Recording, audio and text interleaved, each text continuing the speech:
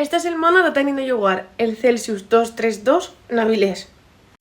Y non vos equivocastis de sección, seguimos en Desmutiaes. Falo vos desti festival porque contiene una sección que está dedicada especialmente a videojuegos y llámase Lletras y Bits.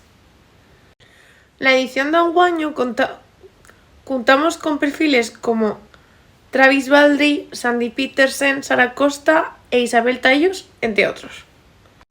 Puede que los sos nombres non vos suenen, o puede que sí, pero estoy segura de que vos sonarán algunos de los videojuegos en los que participaron estos ponentes.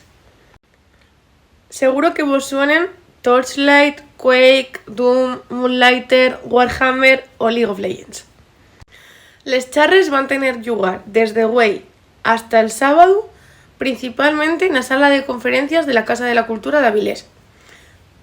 Vémonos allí.